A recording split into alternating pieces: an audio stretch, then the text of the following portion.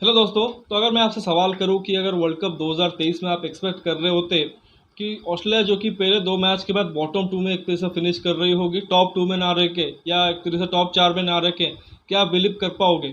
मतलब शायद आप ये बोलोगे कि बिल्कुल नहीं। ऑस्ट्रेलियन टीम जो कि वो 5 टाइम चैंपियन है वर्ल्ड कप का, और जिस बैलेंस के साथ इस वर्ल्ड कप में आए थे, सबसे तगड़ी टीम थी जो कि प्रबल दावेदार थी इस वर्ल्ड कप के ट्रॉफी के लिए, तो फिर वो बॉटम टू में क्यों होंगे?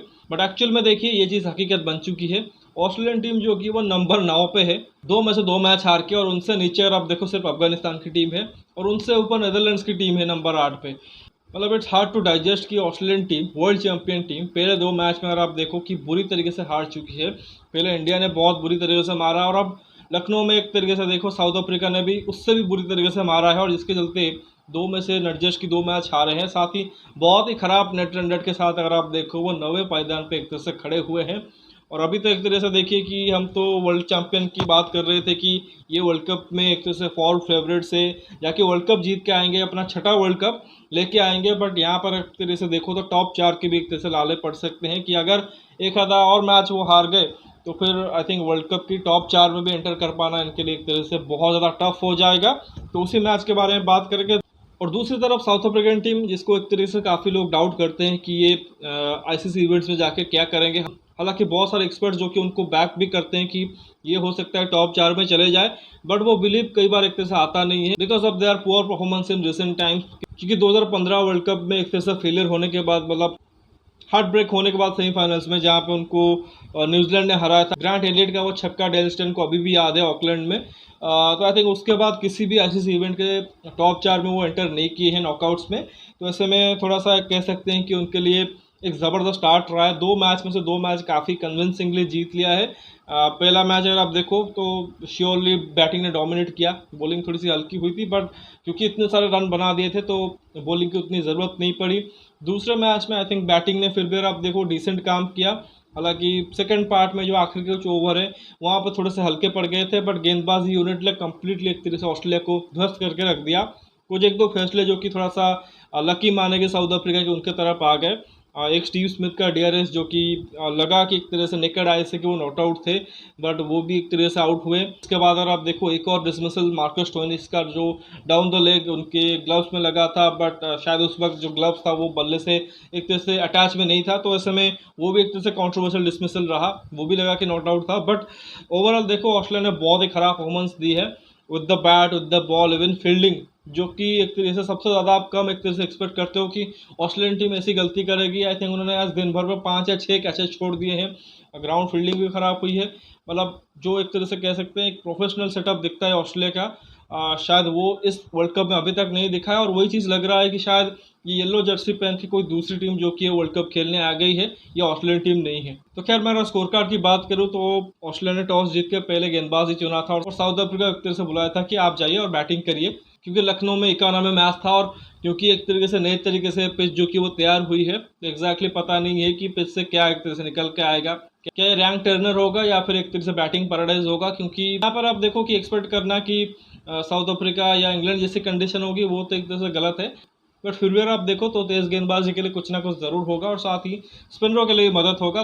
तो देखिए, मुझे उतना एक तरह से टेक्निकली एक तरह से जानकारी नहीं है पिचेस का कि किस तरह से वो बिहेव करती हैं, किस तरह से वहाँ पे एक तरीके से सरफेस रहता है। बट जो भी एक तरह से कमेंट्री में हम सुनते हैं या फिर एक तरह से जो पिच रिपोर्ट देते हैं उससे एक तरह से जानकारी मिलती है कि मतलब एक ऐसा सरफेस था जो कि शायद आप कहोगे कि परफेक्ट ओडीआई मैच के लिए अच्छा है, कि सभी के लिए कुछ ना कुछ था।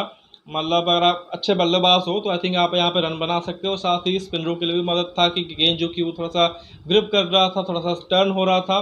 केशव महाराज की आई थिंक हमने गेंदबाजी देखी है, जहाँ पे एक तरह से वो अच्छी खासी एक तरह से स्पिन जो कि करा रहे थे बॉल को। साथ ही तेज़ गेंदबाजों के लिए भी काफ़ी मदद था, जहाँ पे हम देख रहे थे कि बाउंस जो कि एक अच्छा खासा है, और साथ ही सी मूवमेंट भी है, जहाँ पे कागिसो रबाडा ने टेस्ट मैच लेंथ डाल के एक तरह से सफलता पाई है। तो आई थिंक ज़बरदस्त देखने को मिली एक तरह से मैच, और बहुत एक कह सकते हैं कि ओडीआई के लिए एक अच्छी खासी पिच भी है, ना कि दिल्ली जैसा छोटा बाउंड्री और फ्लैट विकेट है जहाँ पे 400 रन बन रहे हैं, और ना ही कोई रैंक टर्नर है जहाँ पे टीम जो कि वो 150 पे ऑल आउट हो जाए। हाँ, ऑस्ट्रेलिया को पिछले दोनों ही मैचेस से एक चेपॉक में और यहाँ पे थोड़े से स्पिन फ्रेंडली विकेट मिले हैं, जो कि थोड़ा सा उनके लिए कह सकते हैं कि टफ रहा है ज़रूर। लेकिन वो कोई एक्सक्यूज़ नहीं दे सकते, क्योंकि उसी पिच के ऊपर इंडियन बल्लेबाजों ने बैटिंग किया, उन्होंने अच्छी बैटिंग की और साउथ अफ्रीका ने तो 300 पार स्कोर किया है। और दोनों ही मैच में अगर आप देखो टॉस ऑस्ट्रेलिया ने जीता था, तो डिसीजन तो उनके ही हाथ में था, और साथ ही परफॉर्मेंस भी उनको करना चाहिए, क्योंकि शायद ऑस्ट्रेलियन टीम जितना एक तरीके से यहाँ पे इंडिया में एक तरह से टाइम स्पेंड करती है, जितने उनके प्लेयर यहाँ पे खेलते हैं इंडिया के कंडीशन में, शायद ही कोई दूसरी टीम होगी जिसके प्लेयर इतना खेलते होंगे। मतलब अभी इसी साल देखो कि शुरुआत में अगर आप देखो कि बॉर्डर गावस्कर ट्रॉफी खेले, उसके बाद अगर आप देखो ओडीआई सीरीज़ खेले, 2 महीने का आईपीएल भी रहा जहाँ पे उनके काफ़ी सारे प्लेयर आईपीएल खेले, और अभी देखो जस्ट वर्ल्ड कप से पहले उन्होंने 3 ओडीआई मैचेस खेले थे, अभी वर्ल्ड कप खेल रहे हैं, इसके बाद एक और T20 श्रृंखला खेलेंगे 5 मैच की सीरीज़। तो आई थिंक जितना टाइम वो यहाँ पे स्पेंड कर रहे हैं, आई थिंक इन पिचेस को अच्छे तरीके से उनको आई थिंक आइडिया होना चाहिए। तो अगर कोई ऑस्ट्रेलियन फैंस या उनके प्लेयर कंप्लेन करे कि पिच की वजह से हमें एक तरह से हमें डिसएडवांटेज हुआ, तो आई थिंक वो एक तरीके से बेसलेस ही है। खैर अगर स्कोर कार्ड की बात करें तो देखिए साउथ अफ्रीका ने पहले बैटिंग करते हुए 311 रन बनाए 7 विकेट के नुकसान पे। हालांकि ये जो स्कोर है वो 350 के आसपास भी हो सकता था, बट जैसा कि हम एक पैटर्न देख रहे हैं अभी इस वर्ल्ड कप में कि टीमें जो कि स्टार्ट तो बहुत अच्छा कर लेती हैं बट फिनिश उतना अच्छा नहीं कर पाते, खासकर जो आखिर के 10 ओवर में। हमने वही चीज़ श्रीलंका पाकिस्तान वाले मैच में देखा, इंग्लैंड बांग्लादेश वाले मैच में भी देखा, और इवन शायद हमने ये चीज़ अफगानिस्तान और इंडिया वाले मैच में भी देखा कि अफगानिस्तान ने भी एक तरह से टुवर्ड्स द एंड वो बहुत ज़्यादा एक तरह से कहेंगे कि धीमा हो गए थे। तो खैर देखो जो साउथ अफ्रीका की बैटिंग रही, स्टार्ट बहुत अच्छी रही। क्विंटन डिकॉक ने लगातार दूसरा अपना शतक पूरा किया है, और वंडर होता है कि इतने अच्छे फॉर्म में अपने करियर के एक तरह से कहेंगे कि बहुत अच्छे पड़ाव में भी वो एक तरह से रिटायरमेंट ले लेंगे इस वर्ल्ड कप के बाद ओडीआई फॉर्मेट से। तो बैक टू बैक सेंचुरीज उन्होंने जड़ी है। इसके अलावा तेम्बा बाबूमा ने थोड़ा बेहतर किया, पिछले मैच में जल्दी आउट हो गए थे, यहाँ पर अब देखो 35 रन किए हैं, हालांकि 55 बॉलों में किए हैं, तो थोड़ा सा धीमा ज़रूर खेल रहे थे और थोड़ा सा अटैक करने के चक्कर में आउट भी हुए थे। बट दूसरी तरफ क्विंटन डिकॉक ने 106 बॉल में 109 रन की शानदार पारी खेली है। पहले दिल्ली में शतक जड़ा था, वो काफ़ी तेज़ गति से आया था, यहाँ पर आप देखो रन अप बॉल टाइप की इनिंग्स खेली, बट कंसिडरिंग के सामने ऑस्ट्रेलिया की गेंदबाज थी और थोड़ी सी विकेट भी जो कि थोड़ी सी मुश्किल थी, तो एक और शानदार नॉक उनसे आया। ऋषि वांडर डशे जो कि पिछले मैच के शतकवीर थे, उन्होंने भी शतक जड़ा था, तो उन्होंने 26 रन किया 30 बॉलों में, स्टार्ट मिला बट कन्वर्ट कर नहीं पाए बड़ी पारी में। बाद में अब देखो मैक्रम ने, जिन्होंने फास्टेस्ट 100 मारा था, उन्होंने 56 किए हैं 44 बॉलों में। क्लासन के 29 हैं, मिलर के 17 हैं, और मार्को यानसन ने भी बाहुबली 26 रन किए हैं। तो सभी को ऑलमोस्ट अगर आप देखो स्टार्ट ज़रूर मिला, बट शायद ये एक तरह से सोच रहे होंगे कि शायद अगर हमने 20-25 रन ज़्यादा बनाए होते तो शायद जस्टिस कर पाते जो एक तरह से स्टार्ट मिला था। बट उसमें तारीफ करनी पड़ेगी ऑस्ट्रेलिया के गेंदबाजों की भी, जिस तरह से उन्होंने बाद में एक तरीके से अपने जो वेरिएशन है उसके थ्रू एक तरह से विकेटें निकाली, और एकदम से कह सकते हैं कि आउट ऑफ रीच होने से एक तरह से बचाया, कि सपोज़ कि 350 पार साउथ अफ्रीका चल जाती है इस विकेट के ऊपर, तो ऑस्ट्रेलिया के लिए एक तरह से असंभव जैसा ही होता। 311 में फिर भी आप एक तरह से बैक करते हो कि स्टीव स्मिथ है, लबुशन है, वार्नर है, मैक्सवेल है, आई थिंक जो बैटिंग लाइनअप है इनके पास नंबर 7-8 तक बैटिंग है, तो फिर भी एक तरह से एक उम्मीद रहती है कर जाएंगे।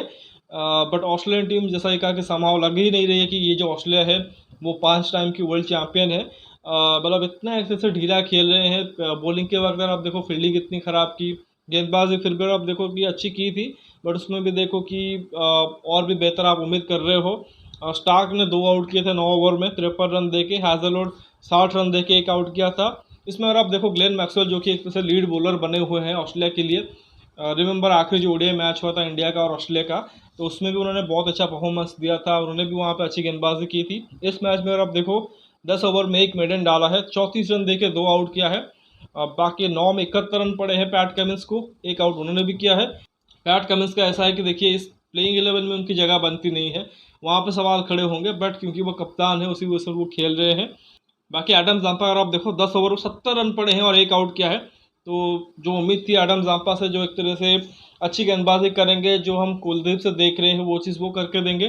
हालांकि अभी ये लग रहा है कि जैसे ग्लेन मैक्सवेल जो कि प्रॉपर स्पिनर है और एडम जाम्पा जो कि एक तरह से पार्ट टाइमर या एक तरह से साइड गेंदबाज है।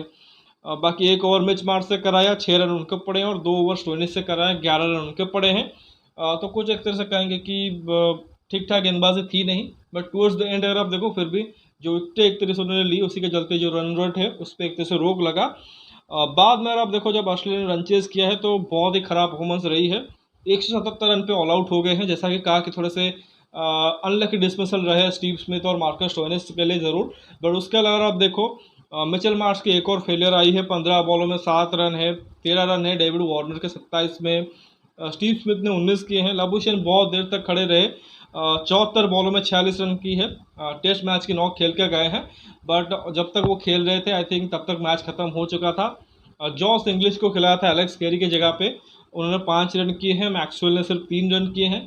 तो जो मैक्सवेल एक तरह से गेंदबाजी में अच्छा कर रहे हैं, अब एक तरह से बैटिंग में फ्लॉप हो रहे हैं। इंडिया के खिलाफ भी आई थिंक उन्होंने फ्लॉप हुए थे। उसके अलावा स्टोइनिस को खिलाया था कैमरन ग्रीन की जगह पे, उन्होंने 5 रन किए हैं। नीचे से अगर आप देखो तो मिचेल स्टार्क ने 27 और पैट कमिंस ने 22 किए हैं। इवन एडम जाम्पा के 11 हैं। तो जो उनके लोअर ऑर्डर के बल्लेबाज थे, जो उनके प्रमुख गेंदबाज थे, उन्होंने थोड़ी थोड़ी कंट्रीब्यूशन ज़रूर दी है। बट एक तरीके से देखो कि 177 पे ऑल आउट हो गए हैं और अभी 41वां ओवर चल ही रहा था, यानी कि 9 ओवर बाकी थे। और मतलब ये भी एक तरीके से रिकॉर्ड बना के गए हैं। जैसा कि इंडिया अफगानिस्तान मैच में काफ़ी सारे रिकॉर्ड बने रोहित शर्मा की तरफ से, वैसे ऑस्ट्रेलिया ने भी काफ़ी सारे एक तरह से रिकॉर्ड किए हैं कि 1992 के बाद शायद पहली दफ़ा ऐसा हुआ कि बैक टू बैक 2 मैचेस वो वर्ल्ड कप में हारे हैं।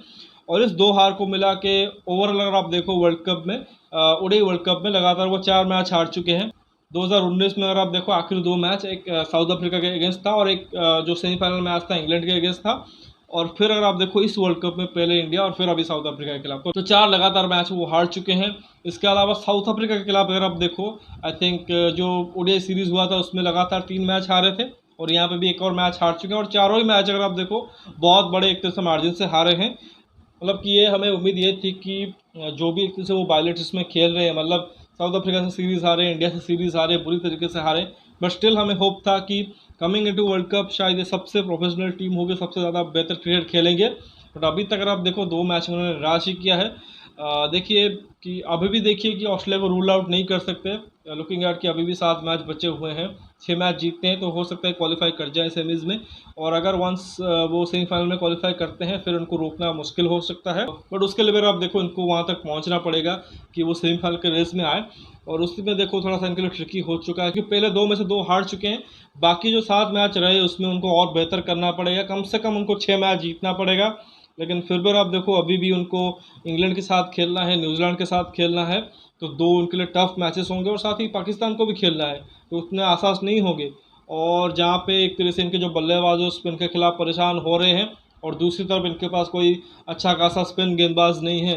मतलब ग्लेन मैक्सवेल को छोड़ दे तो एडम जाम्पा तो ख़राब गेंदबाजी कर रहे हैं। तो बांग्लादेश, श्रीलंका ये भी एक तरह से उनको परेशान कर सकती है अगर हल्का सा उनके मददगार पिच मिल गई।